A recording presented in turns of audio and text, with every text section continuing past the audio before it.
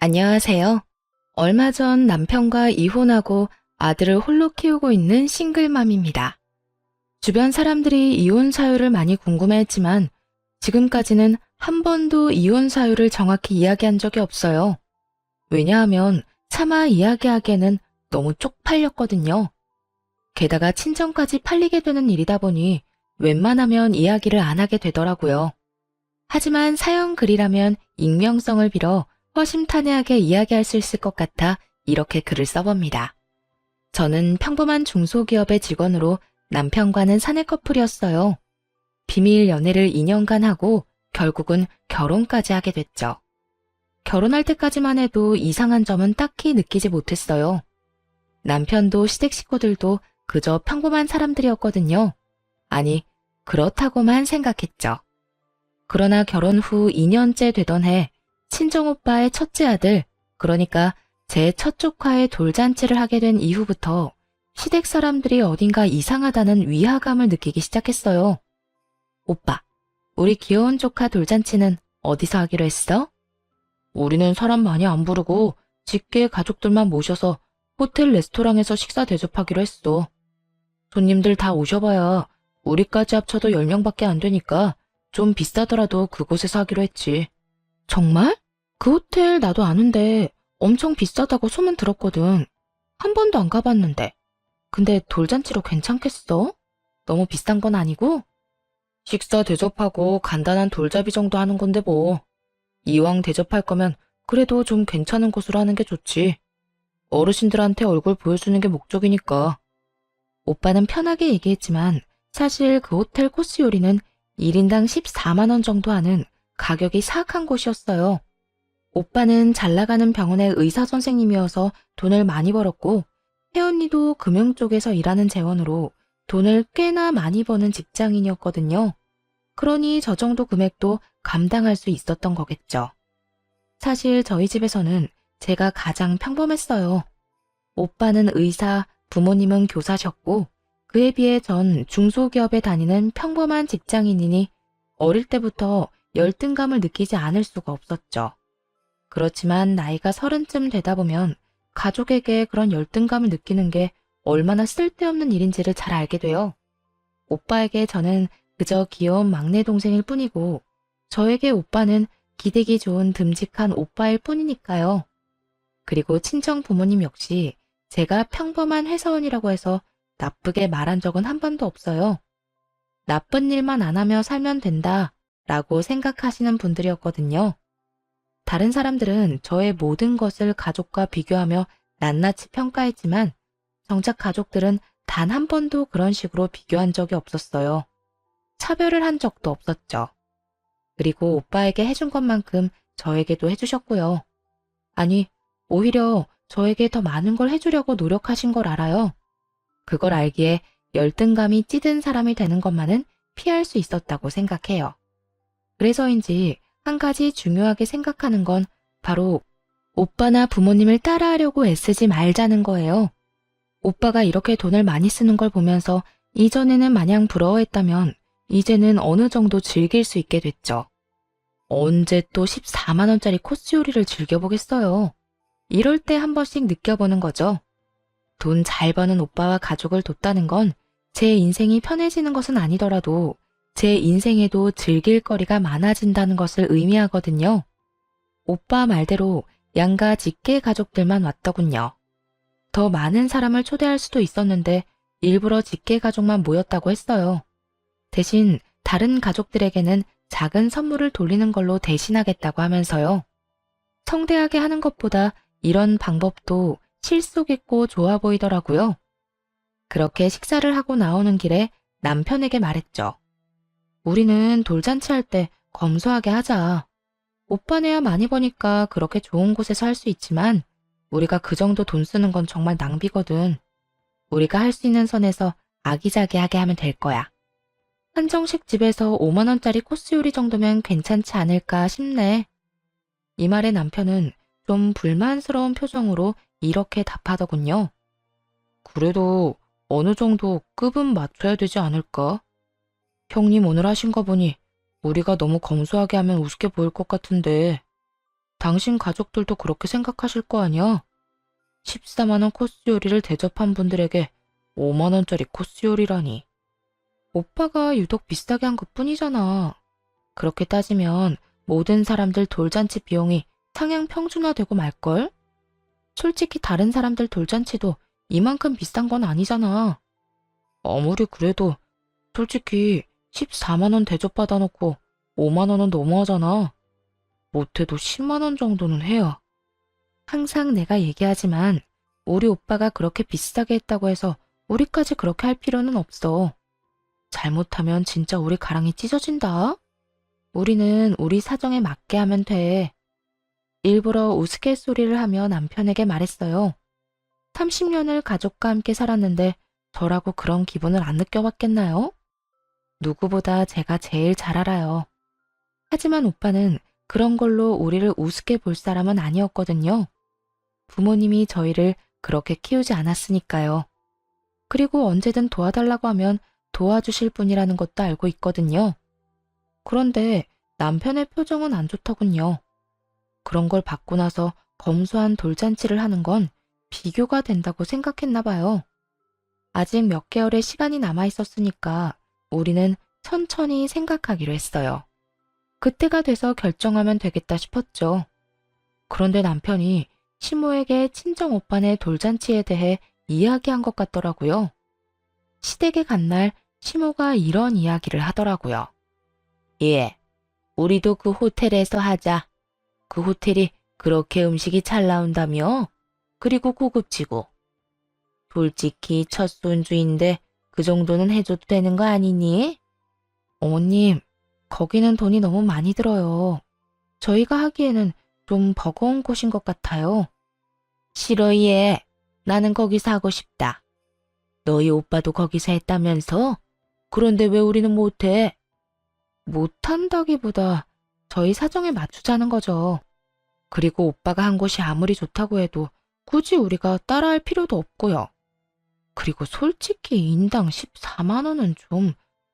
난색을 표하자 시모가 소리쳤어요. 솔직히 너희 친정보다 우리 시댁이 못한 게 뭐가 있니? 너희 친정에서 할 수 있으면 우리도 할 수 있는 거야. 나는 무조건 거기가 좋다. 사람들한테 설명하기도 얼마나 보기 좋니? 그런 건 허풍이라고 아무 쓸모도 없는 허세일 뿐이라고 말씀드리고 싶었지만 그런 말을 꺼내기가 쉽지 않더라고요. 대신 시모에게 최대한 설명을 하려고 노력했어요. 어머님, 그런 건 형편에 맞게 하는 거예요. 저희가 친정 오빠처럼 돈을 많이 버는 건 아니잖아요. 그렇다고 돈을 엄청 못 버는 건 아니지만 각자 사정에 맞춰서 하면 된다고 생각해요. 그렇지만 이런 말은 시모의 귀에서 튕겨져 나올 뿐이었어요. 무조건 그 호텔에서 하자는 시모를 보며 남편에게 눈치를 줬죠. 제 말은 듣지를 않으니 나서서 어떻게 좀 해보라고요. 시모를 달래든지 설득을 하라고 말이죠. 그런데 남편은 눈을 피하더군요. 시모 역시 계속 같은 주장만 해댔고요. 결국은 한숨을 쉬면서 시모에게 말했죠. 어머님이 그렇게 원하시면 한 가지 방법이 있긴 해요. 친정 시댁분들 다 같이 돌잔치를 하는 게 아니라 친정 따로 시댁 따로 돌잔치를 하는 거죠. 제 식구는 제가 해결하고 시댁 식구들은 남편이 해결하는 방향으로요. 이 말에 남편은 당황했지만 시모는 아주 좋은 생각이라며 손뼉까지 치고는 그 자리에서 무언가를 쭉쭉 쓰더군요. 이름이더라고요. 그리고는 남편에게 주며 이야기했죠.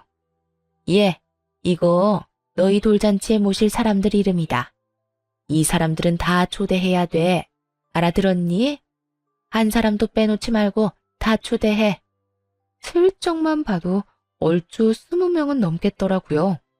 다시 정확하게 세어보니 30명이었죠. 시모가 원하는 호텔의 코스 요리는 인당 14만 원. 그리고 그날 하루 초대할 사람이 30명. 대충 계산해도 400만 원이 훌쩍 넘는 엄청난 금액이 나오더군요. 그제야 정신을 차린 남편이 허둥지둥 시모에게 말했어요. 엄마, 사람이 너무 많아요. 명단에 있는 사람 좀 줄여봐요. 여기서 더 이상 못 줄여. 이 사람들 다 중요한 사람들이야. 그리고 네 아들 보여주는 건데 소규모로 할 거면 뭐하러 하니? 무조건 다 초청해야 되니까 그렇게 알고 있어. 강경한 시모의 모습에 남편이 슬쩍 저를 보더니 말하더라고요. 여보, 미안한데 돌잔치 할 때 돈 좀 보태주면 안 될까? 400만 원이나 마련하는 거 좀 무린데. 나한테 그런 큰 돈이 어딨어. 미리 말하는데 나는 우리 부모님이랑 오빠들 모시고 1인당 5만 원짜리 한정식 집 코스 갈 거야. 이게 내 선에서는 제일 괜찮은 선택인 거고. 그러면 너무 차이가 많이 나잖아. 그리고 당신이 돈을 아끼는 건데 아끼는 비용 나한테 준다고 생각하고. 내가 항상 말했지? 우리 상황에 맞게끔 하자고. 이거보다 더 크게 하는 건 내가 봤을 땐 낭비야. 낭비하는데 돈 쓰고 싶은 생각 없어. 차라리 그 돈 모아서 우리한테 더 좋은 거 입히고 더 좋은 거 먹이는 게 낫지. 저는 거절을 하고 시모는 무조건 거기서 해야 된다며 떼를 쓰고 중간에서 고통받던 남편은 제 말이 맞다고 생각했는지 시모를 향해 쏘아붙였어요.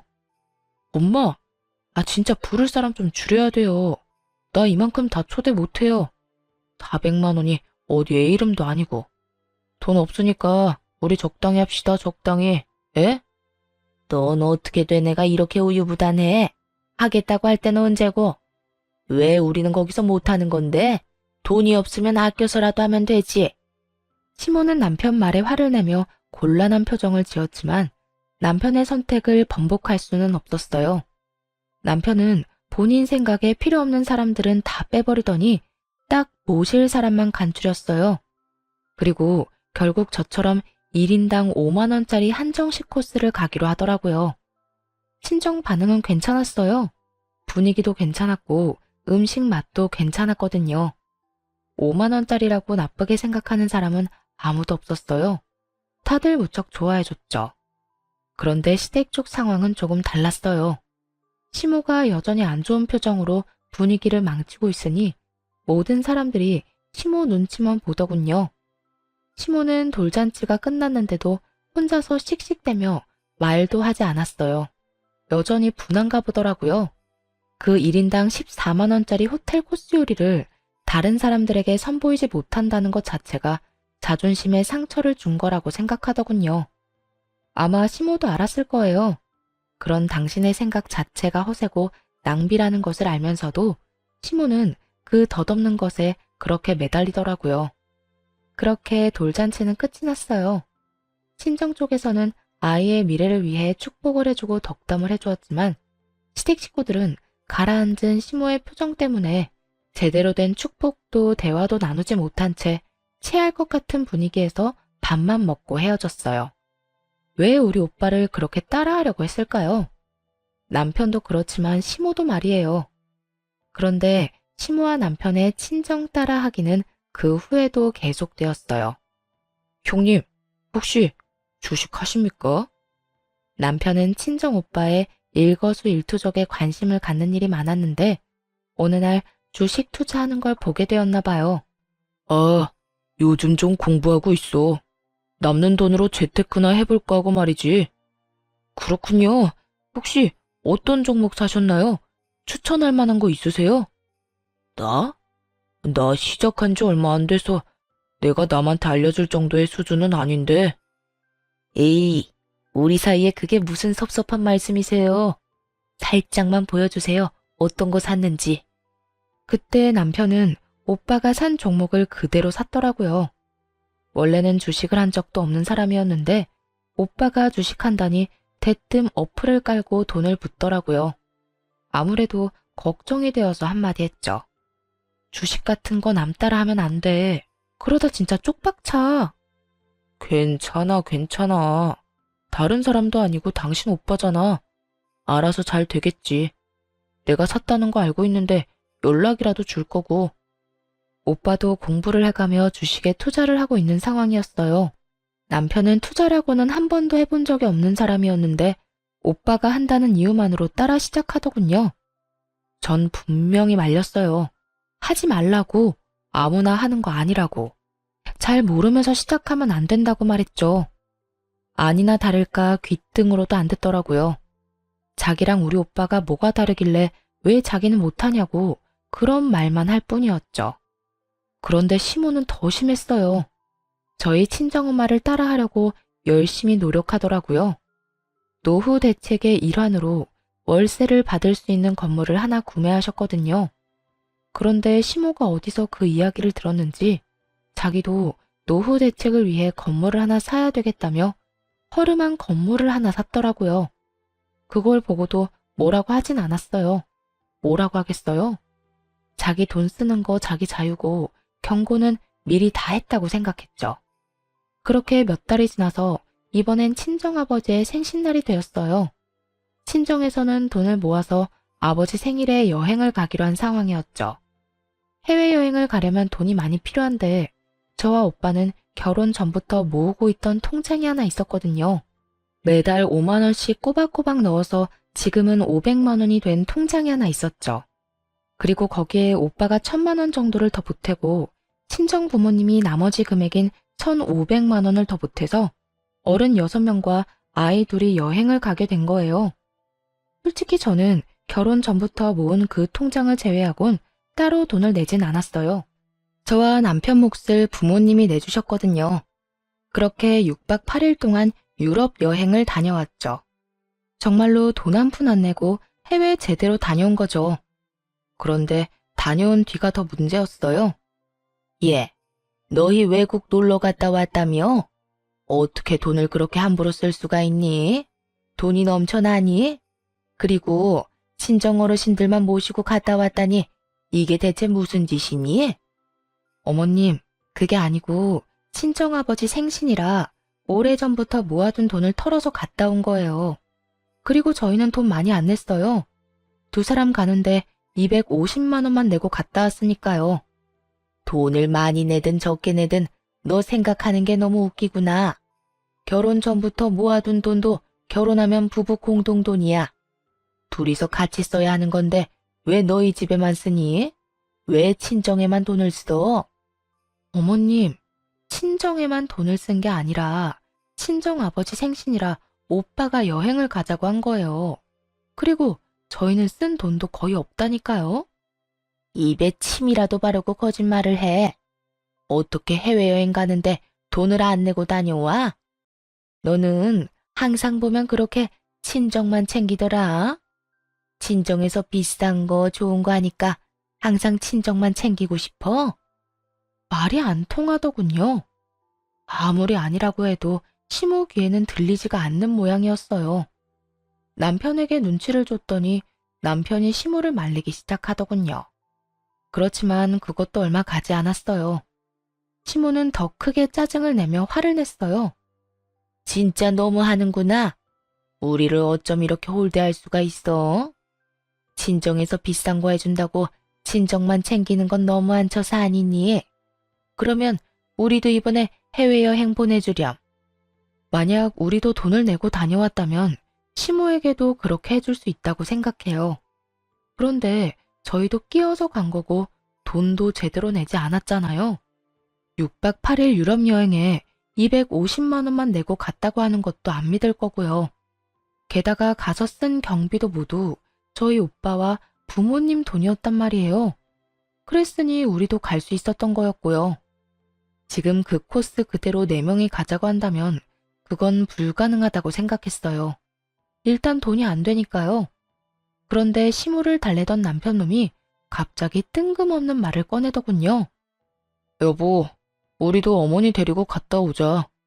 어머니 저렇게 원하시는데 우리가 계속 무시할 수도 없잖아. 무시하는 게 아니라 우리가 능력이 지금 안 되잖아. 친정에서 갈 때도 우리 정말 몸만 갔어. 내가 결혼 전부터 모아놓은 돈 겨우 250만 원만 주고 둘이서 1000만 원치 놀고 왔다고.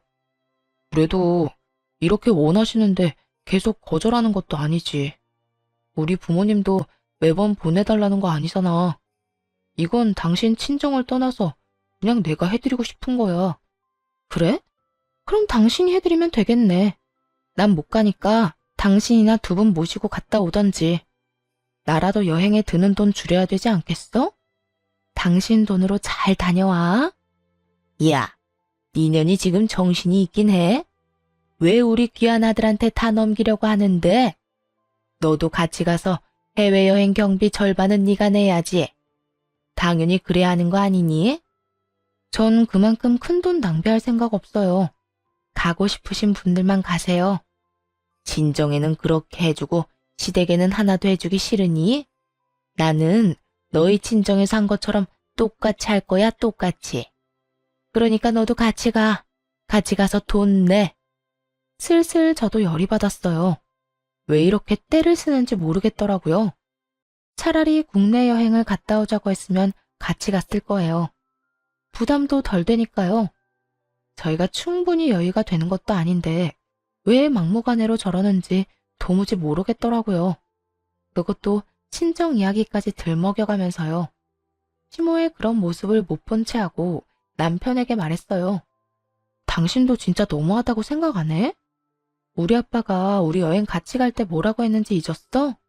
결혼하고 애 낳고 잘 사는 모습 보여줘서 고마운 마음에 여행 경비 대주는 거라고 말씀하셨던 건 잊었냐고. 뭐 이야기가 왜 여기서 나와? 너 진짜 협조 안 할 거야? 우리 부모님은 부모님 아니야? 왜 우리 부모님은 모시고 가기 싫어하는 건데? 모시고 가기 싫은 게 아니라고. 차라리 국내 여행을 가자고 했으면 흔쾌히 같이 갔을 거야. 그런데 해외여행은 아니잖아. 돈이 얼마나 많이 드는지 알잖아. 그러니까 우리 둘이서 돈 절약해서 모으면 되지. 그리고 나머지는 카드로 긁으면 어떻게든 될 거 아니야. 카드? 너 지금 빚내서 가자는 거야? 그 여행 가는데 최소 1,000만 원은 든다고 정신 좀 차려. 우리 집 살 때 대출 받는 것도 벌벌 떨었어. 왜 빚을 내면서까지 부모님 해외여행을 보내드려야 해? 능력 있을 때 돈 생기면 그때 보내드리면 되잖아. 너 지금 나 돈 없다고 무시하는 거야? 와, 너 그렇게 안 봤는데 진짜 너무하다. 하기야, 친정에 그렇게 돈이 많으니까 무시할 만도 하겠네. 그래서 우리 엄마도 나도 이렇게 무시하는 거야? 남편 말을 듣고 있으니 정말 열불이 터지겠더라고요. 남편과 시댁을 무시했으면 결혼은 왜 했겠어요? 왜 이런 인간을 데리고 아버지 생일날 해외여행까지 갔다 왔겠냐고요. 그게 다 이 인간이랑 잘해보려고 그렇게 한 건데 이 사람은 그저 시모의 짜증에 동조해서는 그 이야기만 내내 하더군요. 그놈의 해외여행. 아니, 가고 싶으면 지들끼리 갔다 오면 되잖아요. 왜 나를 끼워가려고 하는 건지. 돈 더 내게 할 생각으로 그런 거라는 건 알지만 아무리 생각해도 이건 돈 낭비잖아요. 무시할 거였으면 내가 너 데리고 해외여행을 왜 가? 그렇다고 내가 돈 없다고 너한테 뭐라 한 적 있어? 그런 적 단 한 번도 없어. 나는 내 형편 이해해. 그런데 네가 왜 그걸 이해를 못해? 잘난 부모님 오빠들 틈에서 열등감 가지며 살았던 저도 현재 상황과 처지를 이해하며 살고 있었어요. 가족들과 비교하면 별거 아닌 인생처럼 보일지라도 때때로 그렇게까지 못 사는 건 아니라고 깨닫기도 해요. 잘난 가족들과 함께 있으면서 깨달은 게 하나 있는데 그건 바로 비교하지 말자는 거였거든요. 비교해봤자 끝이 없고 차라리 그럴 시간에 좀 더 잘 사는 법을 찾는 게 더 빠를 일이었죠. 이에 대해서는 결혼할 때도 남편에게 몇 번이고 이야기했었어요. 오빠는 오빠고 나는 나다. 그러니까 나는 나답게 살 거라고 말이죠. 남편에게도 오빠 하는 거 신경 쓰지 말라고도 했었고요. 일부러 보여주려고 그러는 것도 아니고 그저 나에게 잘해주고 싶어서 비싼 것도 대접해주고 선물해주고 하는 거 아니라고 말이에요. 그래서 나도 오빠에게 열등감 같은 건 안 갖는다고요. 그러니 너도 우리 오빠나 아빠 행동 오해하지 말라고. 그런데도 남편은 우리 가족을 향한 열등감을 드러냈어요. 그건 시모도 마찬가지였죠. 그러니까 되지도 않는 요구를 하면서 무리한 부탁을 하는 거였겠죠. 그래서 결국 해주기 싫다는 말이잖아. 나더러 분수나 지키면서 살라는 거고. 이게 그렇게 힘든 일이야? 시부모님 위해서 돈 좀 쓰라는 게? 화가 났는지 남편 놈이 버럭 소리를 지르더군요. 본래 그리 큰 소리를 내는 사람이 아니었는데 이렇게 화를 내는 것을 보고 마음이 짜게 식어갔네요. 해주기 싫다는 게 아니라 이유를 들었음에도 여전히 따지고 있었고요. 저도 더는 참지 않았어요. 남편놈과 시모의 행동에 완전히 정이 뚝 떨어져 버렸거든요. 그래, 나 못해줘. 계속 이런 식으로 쓸데없는 거 요구할 거면 이혼해. 난 그렇게 못하니까 하고 싶으면 당신이 혼자 하라고. 그리고 돈 빌려서 부모님 해외여행 보내면 당신은 나랑 이혼인 거고. 결국 시모는 열이 받았는지 저한테 삿대질을 하며 화를 쏟아내더군요. 네가 뭔데 우리 아들한테 이혼하자고 하는 거야? 친정 잘났다고 너까지 잘난 줄 알아? 야, 너 우리 아들 아니었으면 결혼도 못했을 거라고. 중소기업 주제에 친정 믿고 이딴 식으로 상처 준다 이거지?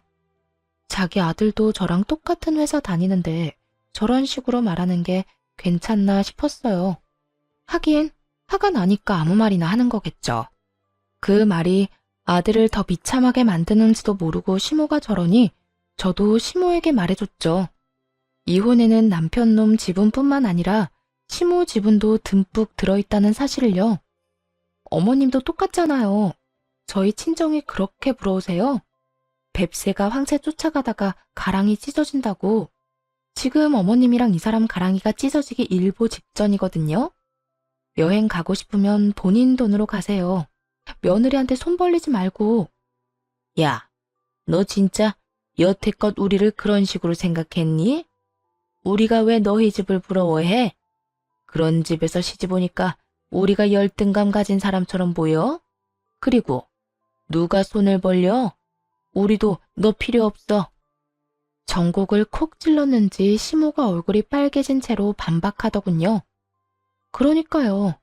열등감 가진 것도 아니고 우리 집 따라 하려는 것도 아니면 그냥 본인 돈으로 여행 갔다 오면 될 일이잖아요. 그런데 왜 저랑 남편을 붙잡고 저런 말을 하는 건지. 그러니까요. 능력 되시면 알아서 갔다 오면 되는데 계속 애먼 아들 부부만 붙잡고 늘어지니 하는 말이잖아요. 그리고 아들 말 못 들었어요? 돈 없으니 카드 빚내서 가자고 하잖아요. 아들 빚 만들면서 여행 가는 거 기분 참 좋으시겠어요? 우리 아들이 홧김에 그런 이야기 한 거지. 진짜 능력이 없어서 그런 말 한 거 아니야. 너는 네 남편 능력을 그렇게 폄하하고 싶은 거야? 폄하가 아니라 진실이고 저희 벌어봐야 그렇게 많이 못 벌어요. 정말 걱정돼서 한 이야기라고요. 이러다가 망하는 거는 시댁이니까 아니 뭐 할 때마다 다 따라하면 돈이 남아 나겠냐고요. 넌 망한다는 말을 어떻게 그렇게 쉽게 해? 네가 이렇게 속 좁은 인간인지 몰랐어. 차라리 친정에 돈을 빌려서라도 같이 갔으면 이렇게 우리 엄마랑 나랑 싸울 일은 없을 거 아니야. 남편놈의 입에서 무심코 나온 말이 순간 제 머리를 꽝 하고 쳤어요. 친정에 돈을 빌려서라도 같이 가자니 이게 무슨 해괴한 말인가요? 지금 그 말은 친정 돈으로 시댁 호강시켜주자는 말이잖아요. 이 이야기를 듣는데 수만 가지 생각이 스쳐 지나가더군요. 남편놈이 필사적으로 오빠와 아빠를 따라하려고 했던 것이 열등감 때문이라고 생각했는데 그게 아니었을 수도 있다는 생각이 들었어요. 설마 우리 집 돈을 노리고 나랑 결혼했나? 싶은 생각이 순간적으로 들었죠. 너 미쳤어? 왜 내가 친정에서 돈을 빌려서 시댁 해외여행을 보내줘야 되는데? 넌 그럼 우리 엄마가 뭐 하자고 하면 돈 빌려줄 수 있어? 너희 엄마한테 돈 좀 빌려달라고 얘기할 수 있냐고. 아니, 장인 장모님은 돈 많이 버시잖아. 굳이 우리한테 돈 빌릴 일이 없지. 당신이 우는 소리 조금만 해도 어차피 돈 주실 거 아니야. 그런 쉬운 방법을 두고 무슨 우리 부모님이랑 계속 싸우냐고. 우는 소리만 해도 돈을 준다니 딸 자식에 대한 부모의 마음을 감히 저딴 더러운 생각으로 까내리는 남편놈을 보며 분노가 치솟다 못해 완전히 터져버렸어요. 저희 부모님이 마음이 약해서 물심양면으로 지원해주는 면이 있다는 건 저도 알아요. 그래서 신혼집을 살 때도 부모님이 많이 지원해줬거든요. 솔직하게 말해서 남편 말처럼 하면 부모님은 뭐든 저한테 해주실 분이란 것도 잘 알아요. 마음만 먹으면 그 재산 빼서 남편과 시댁 배부르게 할 수도 있겠죠. 그런데 그런 짓을 하려면 시댁과 남편에게 최소한의 애정이라도 있어야 가능한 거잖아요. 남편놈은 그 최소한의 애정마저 다 사라지게 만들어 놓고는 태연스럽게 저딴 말을 하더군요. 그게 쉬운 방법이라고? 우리 부모님 돈 빼기 쉬운 법? 너 설마 우리 부모님 재산 보고 나랑 결혼했니? 너 이런 식으로 생각하고 있었던 거 나는 여태 몰랐는데? 갑자기 결혼에 의심이 확 드는데? 아니, 말이 그렇다는 거지. 돈 많은 집에서 돈 빌려다 쓰는 게 뭐가 그렇게 어려운 일인데?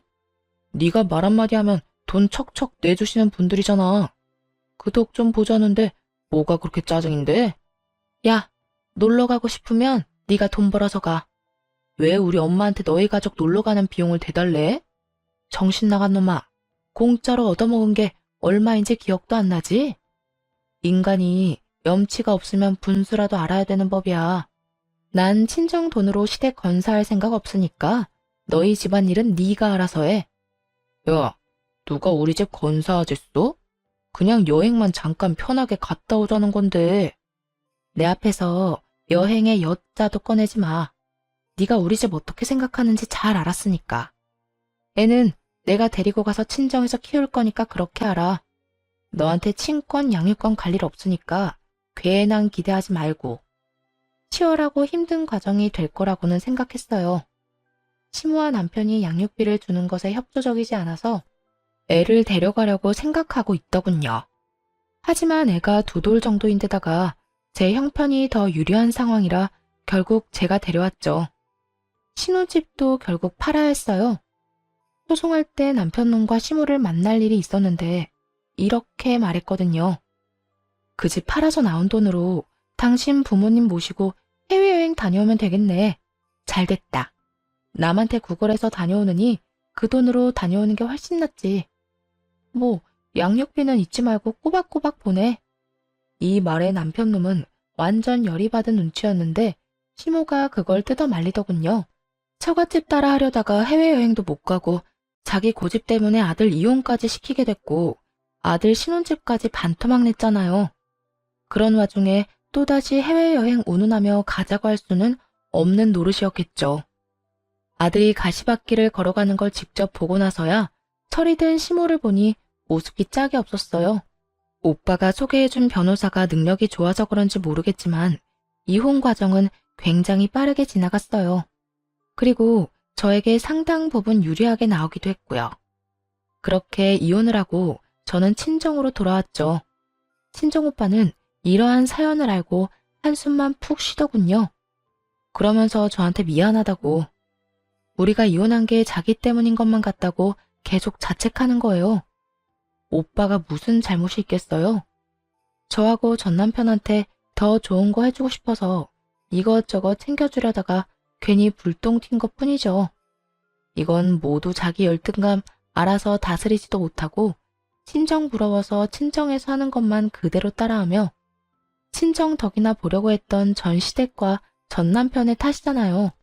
그걸 오빠 탓으로 돌리고 싶은 마음은 조금도 없었어요. 오빠가 일부러 전 남편 놈 목까지 내줘가며 간 해외여행이 조금 짜증나고 후회될 뿐이었죠. 그때 찍은 사진들은 전부 잘 나왔는데 거기에 전 남편이 꼽살이 끼듯 껴있었으니 그 사진첩만 봐도 열불이 다 날 지경이었거든요. 이혼하면서 받은 돈과 아버지가 지원해주신 돈으로 작은 집을 사서 아이와 함께 들어갔어요. 초반에는 친정에서 지냈지만 다 큰 딸이 손녀까지 데리고 와 있으니 보기가 좀 그렇더라고요. 그래서 친정집 근처에 집을 하나 얻었어요. 일할 때는 친정 부모님이 아이 등하원을 시켜주시고 퇴근하면 아이 데리고 와서 함께하고 생활은 그렇게 안정되기 시작했지만 전 시댁은 전혀 달랐죠. 들어보니 내리막길을 향해 굴러떨어지고 있었거든요. 얼마 전에 오빠에게 투자한 거 어떻게 됐냐고 물었었는데 그러더라고요. 그때 투자한 거 예전보다 떨어져서 회수한 지 오래고 지금은 안정적인 종목에만 집중하고 있다고 하더라고요. 그 말을 들은 이후 며칠 안 돼서 전 남편에게 연락이 왔어요.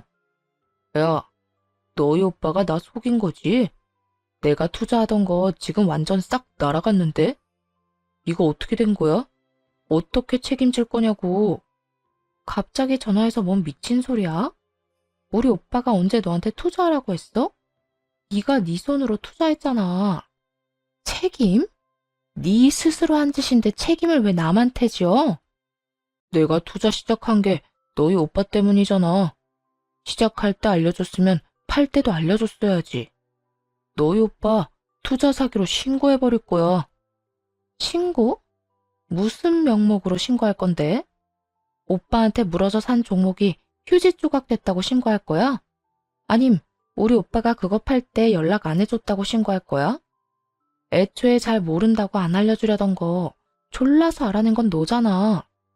오빠는 적당한 시기에 팔아서 큰 돈을 벌지는 못했어도 그래도 수익은 어느 정도 냈다고 했어요. 방어에 성공했고 원금은 살렸으니 실패한 건 아니었죠. 그리고 그 종목을 팔았을 때는 저와 전 남편의 이혼 소송이 한창 진행 중이던 때였고요. 알려주지 말고 할 의리조차 다 사라진 상황이었죠. 하지만 오빠만 따라하던 전 남편 놈은 고수익 고위험 투자인 걸 알면서도 제대로 된 시기에 팔지 못했고 원금마저 크게 손실봐야 했어요. 그 종목 주식을 확인해보니 거의 절반이 날아간 것 같더라고요.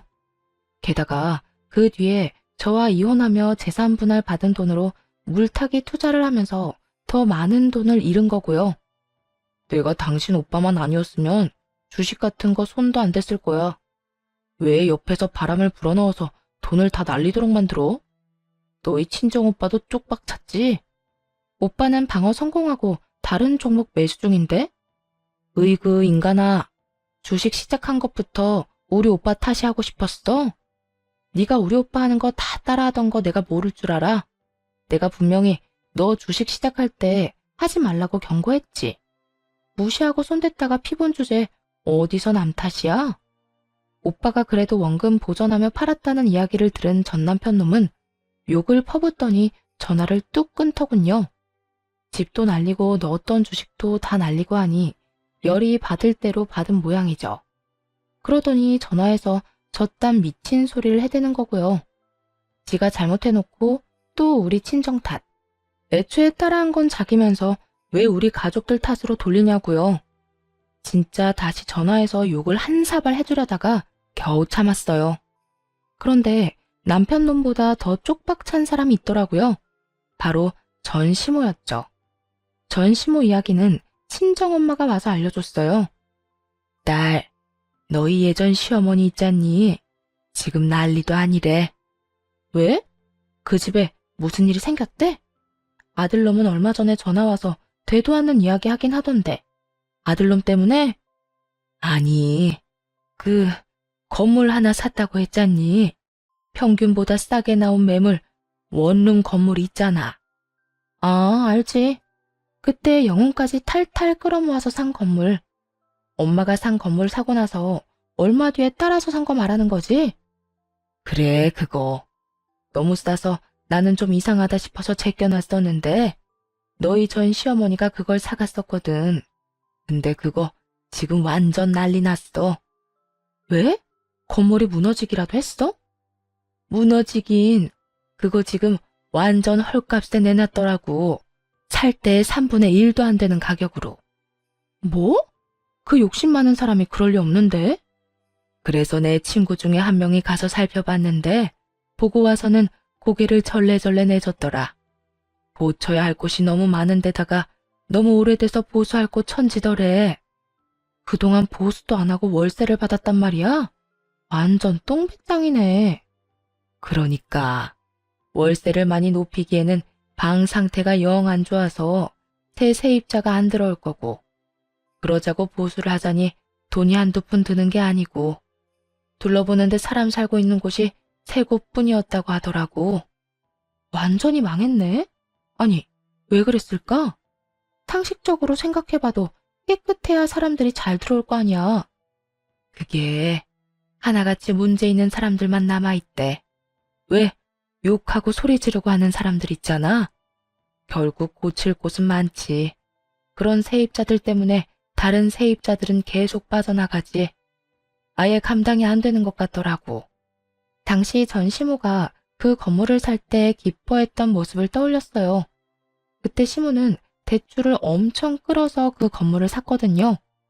그러면서 매달 나오는 월세로 대출도 갚고 용돈도 벌겠다며 완전히 희망에 차서 말을 했었죠. 그러면서 건물 살 때는 최소한의 확인도 안 해보고 그냥 싸다는 이유만으로 덜컥 계약을 한 거였던 거예요. 당시에 제대로 확인하고 건물을 샀으면 이런 일이 벌어질 리 없었을 거예요. 제대로 관리가 잘 된 건물이어야 월세를 많이 받을 수 있으니까요. 결국은 지금도 팔려고 내놓긴 했는데 상황을 보니 사려는 사람이 없다고 하더라고요. 도리어 가격을 완전히 후려쳐서 허물고 그 자리에 새로 지으려는 사람만 오니 말 다 한 거죠. 그런데 더 웃긴 일이 하나 더 있었네요. 근데 네 전 남편도 상황은 별로 안 좋아 보이던데? 얼마 전에 쫓겨났다는 이야기 들었어. 시댁에서 쫓겨났다고? 시모가 아들을 쫓아낼 사람은 아닌데? 의아했던 저는 이내 그 이유를 알 수 있었어요. 전 남편이 얼마 뒤 제게 찾아왔거든요. 새빨간 꽃다발을 들고. 처음에는 이게 무슨 몰래 카메라인 줄 알았어요. 장미 꽃다발? 결혼하고 나서 단 한 번도 준 적 없던 꽃다발을 왜 지금 가져왔는지 의문이었죠. 뭐, 그 이유는 금방 알 수 있었지만요. 여보, 나 아직 당신을 마음속에서 완전히 정리 못했어. 나는 당신 남편이잖아. 제발 나 좀 용서해줘, 응? 우리 좋았던 날들도 많았잖아. 전 남편 놈은 정말 닭똥 같은 눈물을 뚝뚝 흘리며 감히 용서를 해달라며 이야기하더군요. 그 모습에 마음이 흔들리기는커녕 짜증이 확 치밀어 올랐어요. 이미 다 끝난 마당에 왜 이런 미친 짓을 할까? 그저 궁금할 뿐이었죠. 꽃다발을 본체만 채도 안 하고 말했어요. 너 뻔뻔함이 늘었네? 꽃다발? 그래, 이야기나 들어보자. 이딴 거 들고 찾아온 이유, 너희 엄마 집에서 잘 지내는 거 아니었어? 갑자기 발작 버튼을 누른 사람처럼 남편 놈이 발광을 하더군요. 엄마 이야기는 하지도 마. 우리 엄마 진짜 미쳤나 봐. 나한테 집 나가라고 짐까지 싸서 내보내잖아. 아무리 내가 잘못했다고 해도 그렇지. 어떻게 아들을 이렇게 내다 버릴 수 있냐고. 네가 뭘 잘못했는데? 그냥 주식으로 돈 좀 날렸지. 그렇게 돈 다 날리고 본가에 얹혀 살면서 엄마한테 증여라도 먼저 해달라고 했거든. 어차피 죽어서 상속받을 건데 그 전에 주면 더 좋지 않겠냐고. 아직 팔팔하게 살아있는 부모에게 증여를 하라고 강요했다는 전 남편 놈을 보며 감탄밖에 안 나왔어요. 나쁜 의미로요. 전 남편은 제 눈에 한심함이 차는 것도 못 보고 자기 할 말만 주절거리더군요. 근데 엄마가 완전 미친 사람처럼 화를 내는 거야. 아니, 그 말도 안 되는 원룸 건물 내가 사라고 했나? 그게 매달 적자가 나는 게 어떻게 내 탓이야? 엄마 탓이지. 보는 눈도 없으면서 그런 건물 사서 처치도 못하고 있으니 죽을 맛인 건 알지만 그걸 내 탓으로 하는 건 아니지. 전 남편이 시모에게 미친 짓을 하니 시모가 내쫓았던 거더라고요. 귀한 아들, 우리 아들 하며 난리치더니 결국은 자기 힘드니 쳐내버리는 거 보고 참으로 얄팍한 가족이구나 싶었어요. 저는 전 남편에게 똑똑히 말했어요. 당신 이야기 들으니 확신이 선다. 절대로 거기 돌아가면 안 된다는 거 말이야. 너랑 너희 어머니 둘 다 문제였던 거 이제 확실히 알겠네. 쓸데없는 짓 하지 말고 돌아가서 얌전히 살아. 사고 치지 말고. 그렇게 말하며 저는 전 남편 놈이 가지고 있던 가방과 구두, 시계를 보며 말했죠. 월 400도 안 되는 월급쟁이가 가지고 있기에는 너무 비싼 물건들이었죠. 내가 봤을 때 넌 정신 차리려면 한참 멀었어. 돈 없는데도 그렇게 비싼 것들 차고 다니는 거 보면 이미 허영심이 머리를 꽉 채운 모양인데. 나는 남의 뒷공문이나 쫓다가 가랑이 찢어지기는 싫거든? 내가 뭘 그렇게 잘못했는데? 나도 떵떵거리면서 살고 싶었어. 비싼 거 먹고 해외여행 다니면서 돈 쓰고. 그렇게 살고 싶어서 따라한 게 잘못이라고? 네가 진짜 그렇게 살고 싶었으면 차라리 투잡을 뛰거나 승진에 힘을 쏟았어야지. 그것도 아니면 더 돈이 될 만한 직장을 찾아 이직을 했어야지. 넌 노력 하나도 안 하고 잘 사는 사람 흉내만 내고 싶었던 거잖아. 그게 뭐 어때서? 돈 벌어서 메꾸면 되는 거잖아. 내가 직업이 없는 것도 아니고. 넌 그걸로 끝이겠지. 근데 네가 만든 빚은 누가 책임져? 다른 사람들 보여주려고 과시용으로 한 행동들이 다 네 발목을 붙잡는 늪이라는 생각은 안 했나 봐. 봐! 지금도 그 늪이 네 발목 붙잡고 지옥에 끌고 가고 있는데? 그 말에 전 남편 놈이 아무 말도 못하고 바닥만 쳐다보더군요. 여기까지 와서도 못 고치는 사람들은 못 고치는 거더라고요. 이혼 부부가 왜 이렇게 많게요? 이렇게 고집만 세서는 스스로 바꿀 생각이라곤 추호도 없는 인간들이 엄청 많거든요. 게다가 고쳐야 할 사람이 하나도 아니고 둘이라면 차라리 포기하고 헤어지는 게 맞죠. 뭐하러 고쳐줘요? 내 인생 살기도 바쁜데. 어쨌든 전 남편 놈은 이 말에 충격을 받은 건지 어쩐 건지 한숨을 쉬며 떠나갔어요. 본가에서 쫓겨났다고 들었는데 아마 전 시모와 따로 살고 있겠죠. 그 뒤에 들은 소문으로는 시모가 쫓아낸 아들놈을 찾고 있다는 소식이었어요. 증여나 해달라며 난리 떨던 아들놈을 쫓아내긴 했지만 집에 돈 벌어다 줄 사람이 없잖아요. 수입이 없으니 그제야 아들놈을 찾으러 다니는 것 같더라고요. 건물은 여전히 팔지도 못하고 말이죠. 그래도 조만간 헐값이라도 팔 생각인 것처럼 보이긴 하더라고요. 금액이 점점 낮아지는 걸 보니 저는 한 차례의 결혼과 이혼을 통해서 뱁새가 황새 따라가다가 가랑이가 찢어지는 걸 두 눈으로 확인했어요. 옛말에 틀린 말 없다는 걸 또 알게 됐네요. 행복은 우리 안에 있는 거지 남에게서는 절대로 찾을 수 없다고 생각해요. 앞으로도 욕심 부리지 말고 제 형편에 맞는 행복을 찾으려고요. 쓰다 보니 글이 길어졌네요. 긴 글 읽어주셔서 감사합니다. 즐거운